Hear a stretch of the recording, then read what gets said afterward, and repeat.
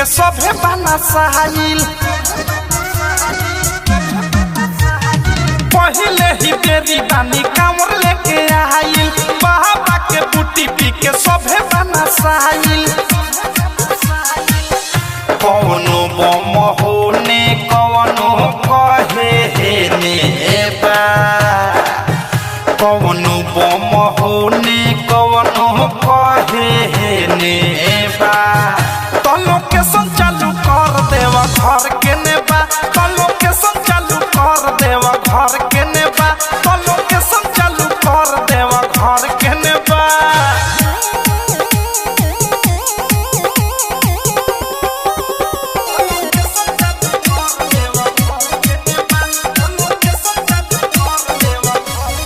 पता लगे न अभी कितना बा दूर हो दर्शन करेला दिल बा मजबूर हो ए बा पता लगे न अभी कितना बा दूर हो दर्शन करेला दिल बा मजबूर हो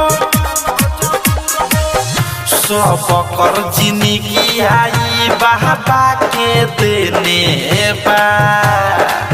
सब कर जिंदगी आई बाबा के देने बा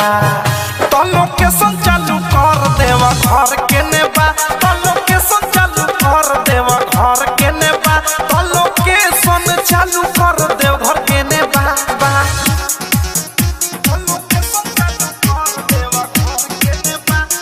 Recording by Misal Recording Studio. जीवन सफल होई जल असो ढार के बाबा के मंदिरिया में पहिला सोमार के जीवन सफल होई जल असो ढार के राइटर थारू हो पहिला सोमार के अवधेश प्रेमी चलो बतावत जेने बा मिठू मिसाइल अनुराग चलो जेने बा तो लोकेशन चालू कर देवा घर के नेबा तो लोकेशन चालू कर देवा घर के नेबा तो लोकेशन चालू कर देव घर के नेबा बा म्यूजिक न्यू ऐप अभी डाउनलोड कीजिए हमारे गूगल प्ले स्टोर से और पाए भोजपुरी लोकगीतों का एक से बढ़कर एक ऑडियो वीडियो सॉन्ग बिल्कुल मुफ्त।